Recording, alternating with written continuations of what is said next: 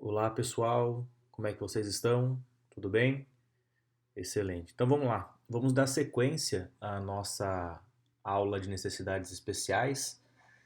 Na aula passada nós começamos a falar sobre a deficiência intelectual, nós adentramos no universo dessa deficiência e tentamos entender todas as características e especificidades que a compreendem, né?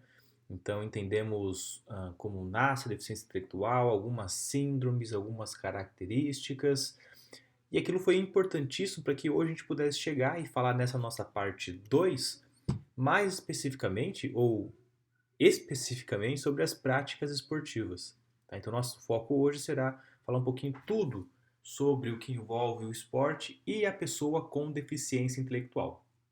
E como é de praxe, acho importante falarmos sobre quem organiza, quem comanda, quem administra esse esporte no Brasil, né? Então, no Brasil, nós temos a CBDI, que é a Confederação Brasileira de Desporto para Deficientes Intelectuais. Até pouco tempo atrás, a CBDI se chamava ABDEM. O que é a ABDEM? A ABDEM é a Associação Brasileira de Desporto para Deficientes Intelectuais. Reparem aquele Mzinho no fim da ABDEM, é porque quando ela foi criada ainda se chamava deficiente mental, que na aula passada nós percebemos, né, nós estudamos que não se utiliza mais esse termo, e sim deficiente intelectual, né? Então, e não só a questão da nomenclatura, mas também ela está em processo de se transformar de uma associação nacional para uma confederação nacional, o que torna as coisas mais profissionais e facilita a aquisição de dinheiro, de verbas para viagem, uma estrutura melhor, enfim. Então, agora a Confederação Brasileira de Desporto para Deficientes Intelectuais, ela tem uma função interessante aqui no esporto para esse público no Brasil, porque, primeiro, ela tem a responsabilidade de administrar, desenvolver, elaborar, organizar todo o esporte para pessoas com deficiência intelectual aqui no nosso país. Então, todas as competições nacionais de várias modalidades, todas as modalidades que você pode imaginar: futsal, basquete, vôlei, vôlei de praia, atletismo, natação, futebol convencional, não só o futsal, né, o futebol, tudo isso é organizado pela CBDI. Então, ela é responsável por gerir essas competições ao longo do ano e montar as seleções também. Além disso, ela tem uma outra função que é fundamental. Ela também é responsável para mandar lá para o Comitê Paralímpico Brasileiro quem são os atletas legíveis para participar das competições paralímpicas. Nós veremos na aula de hoje que nos Jogos Paralímpicos nós temos apenas 3 modalidades que o deficiente intelectual faz parte. Nós vamos explicar disso daqui a pouco e o porquê disso, né? Para participar dos Jogos Paralímpicos, a pessoa precisa comprovar que ela tem uma deficiência intelectual. Nós vimos que para ser deficiente visual e competir, passa por alguns exames clínicos nos olhos, né, para poder ser elegível. Para ser deficiente físico, precisa comprovar uma série de documentos, obviamente, além de perceber a deficiência, né? Para ser deficiente intelectual, ele também tem que comprovar de alguma forma, certo? E ele tem que apresentar alguns laudos importantes para isso que nós vamos falar daqui a pouquinho. Voltando para aquele primeiro exemplo, como responsabilidade, então a ABDEM ou a CBDI, ela é uma das responsáveis, por exemplo, por montar as seleções. Ela é uma das responsáveis por levar essas seleções para viagens e competições, semanas de treinamento, as delegações, todas são responsáveis pela CBDI. Né? É, isso aqui até é uma imagem interessante, porque a Seleção Brasileira de Futsal de Síndrome de Down, que foi organizado ano passado para disputar o Mundial, que foi campeão do Mundial ano passado, estava com muita dificuldade financeira. A CBDI não tinha como conseguir, não tinha conseguido todo o recurso. E com uma campanha bem legal na internet, divulgação, inclusive uma parceria com a Confederação Brasileira de Futebol, com a CBF, conseguiu, e o Comitê Paralímpico, obviamente, conseguiu as verbas suficientes e levar a seleção que foi campeã mundial. Né? Bem bacana. Então é um processo bem difícil, não é fácil administrar uma entidade dessa, administrar tantas modalidades, mas eles vêm fazendo um trabalho bem bacana aqui no Brasil. E como eu falei, o segundo elemento então são né, os critérios de elegibilidade. Então vamos lá, pessoal. Para você ser considerado deficiente intelectual no paradesporto, você tem que ter um QI abaixo de 75. E como é que se mede esse QI? Né? O QI se mede com 2 testes, o VISC e o VAIS. O VISC para pessoas com deficiência até 16 anos e o VAIS para pessoas aí um pouquinho mais velhas, né? Basicamente, pessoal, é um processo que é feito por psicólogos, ou seja, isso não depende de nós, professores de educação física, fazer, é um psicólogo que aplica, né? O psicólogo compra o kit para teste e eles aplicam. Aqui está um problema, porque esses testes não são baratos, e por mais que você tenha parceria com clínicas e psicólogos, existe um custo, então, a não ser que você tenha uma parceria muito boa e faça isso de graça, você vai ter que pagar um valor, mas é o valor que se paga para ter um atleta podendo disputar competições oficiais, né? Isso é importantíssimo. Inclusive, síndromes como o síndrome de Down tem que comprovar através do teste também, tá bom? Então, como é que faz? Então, vamos lá, vamos supor que eu tenho 3 atletas com deficiência intelectual treinando para a competição. Para inscrevê-los, eu tenho que primeiro, então, fazer todo esse processo de VISC e VAISC, ou um dos dois, né, claro, mandar para a CBDI recebe esse processo, protocola esse documento e encaminha para o Comitê Paralímpico Brasileiro. Aí você pode participar tanto das competições organizadas pela CBDI, como pelas competições organizadas pelo CPB. Como eu disse para vocês, a CBDI ela organiza várias modalidades, várias competições. Mas quando a gente fala de paralímpico, né, as modalidades que estão nos Jogos Paralímpicos, o responsável é o Comitê Paralímpico Brasileiro. E ele é responsável por 3 modalidades: pela natação, pelo atletismo e pelo tênis de mesa. São as únicas 3 modalidades que hoje fazem parte do quadro Jogos Paralímpicos. Essas 3 modalidades nós vamos estudar mais na próxima aula, né, nas próximas aulas sobre as modalidades paralímpicas múltiplas, né, que são modalidades que trabalham com mais de um grupo de deficiência. Então nós vamos estudar todas as regras delas. Mas para cada uma dessas modalidades, o deficiente intelectual está alocado dentro de uma classe para eles. Na natação é o S14, no atletismo é o T20 e na categoria do tênis de mesa, se eu não me engano, é a classe 10. Eu vou confirmar daqui a pouquinho para vocês, tá bom? O deficiente intelectual já fez parte de mais modalidades dentro dos Jogos Paralímpicos. Porém, há um tempo atrás era muito difícil se comprovar a deficiência intelectual, tá? Então existiam muitas fraudes.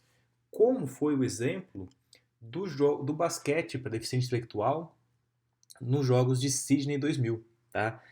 Explicando resumidamente, é o seguinte: não precisava de muitos testes para validar a deficiência e, na verdade, era fácil de fazer esses testes. Apenas um médico comprovava dizendo que você tinha.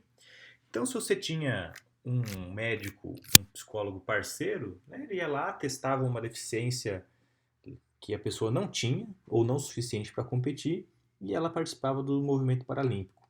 Então, o deficiente intelectual fazia parte de mais modalidades. Enfim, lá em 2000, a seleção da Espanha de basquete foi competir, ganhou, mas ganhou de muito das outras equipes. Mas foi muito diferente, assim, a discrepância era muito grande. E quando acabou, um dos jornalistas foi lá e falou assim: não, aqui ó, nós participamos de uma grande fraude da Confederação Espanhola de Deficientes para que a gente pudesse ganhar e conseguir patrocínios e tal. Então foi um caso bem sério, né?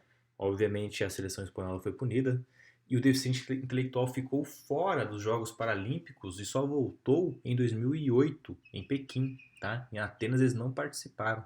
Por que isso? Não só como forma de punição, mas para que o movimento da pessoa com deficiência intelectual em relação ao esporte conseguisse se desenvolver a ponto de criar melhores critérios. Foi aí que eles padronizaram no mundo todo o teste do VISC e do VAIS. A partir dessa situação bem complexa que aconteceu. É um caso triste, difícil e mancha a história do deficiente intelectual nos Jogos Paralímpicos. Porém, foi de suma importância para que esse movimento específico pensasse em como evoluir, em como se desenvolver. Né? A partir dessa situação, eles começaram a criar critérios mais rigorosos e um padrão para analisar e avaliar quem é de fato ou não deficiente intelectual. Tá bom? Então foi bem importante esse movimento. Voltando um pouquinho para o Brasil, né, nós temos as Ardens, ou Arden, que são as associações regionais, né, que logo se tornarão federações estaduais de desporto para deficiente intelectual. Então nós temos a CBDI e teremos as federações estaduais. Por enquanto elas se chamam Ardens. Né? Então a CBDI, para organizar o esporte no resto do Brasil, ela cria essas federações estaduais para facilitar esse processo, tá bom? E se nós temos no Brasil a CBDI, nós também temos a Special Olympics, ou Olimpíadas Especiais, que, embora pareça só o nome de um evento, a Olimpíadas Especiais é um programa, né? Ela é mais do que isso, ela é um grande movimento que organiza, sim, vários eventos, mas é mais do que só uma competição. Ela tem uma série de ideais, ela tem uma filosofia, né? Qual que é a ideia da Special Olympics? Ah, e lembrando que assim, a Special Olympics é um evento global, tá? Ela tem no mundo todo, não é só no Brasil. Ela tem boa parte dos países, ela tem enraizada alguma ação em alguma modalidade. A Special, pessoal, ao contrário das competições organizadas pela CBDI, ela tem um foco muito mais voltado para a participação. Ou seja, muitos ganham, muitos perdem, mas todos ganham medalha, todos saem lá felizes, tá? Não tem essa questão de ranking, de classificação. O pessoal compete junto e todos ganham medalha. É um movimento importante se nós formos levar em conta de que nem toda deficiente intelectual vai chegar no altíssimo rendimento. Pensem comigo e reflitam um pouquinho. Vocês acham que o síndrome de Down, né, ele tem a mesma condição de que uma pessoa com essa deficiência aqui, muito mais leve, né, quase que imperceptível, de correr, de ganhar uma dividida numa bola? É muito difícil, né? Por isso que, inclusive, cria-se muito forte no mundo o movimento para o Down. Então, existem criações de classes específicas para o síndrome de Down para que eles não precisem competir com outras síndromes ou com outras deficiências intelectuais, mais leves, mais ponderadas, né? Então, isso é muito importante a gente entender. A Special, pessoal, então ela já tem aí mais de 50 anos, né? Ela teve um evento bem legal em 2018 e ela tem uma identidade focado em cada esporte, em cada país, que traz um evento, que traz muitos eventos interessantes, muita modalidade, muitas ações, muitos programas. E eles conseguem alcançar um nível mundial bem bacana, inclusive um dos é, desenvolvedores, das pessoas que mais divulgam a Special Olympics é o Schwarzenegger, né? Ele faz um trabalho bem legal em parceria, é um dos porta-vozes desse movimento ao redor do mundo, né?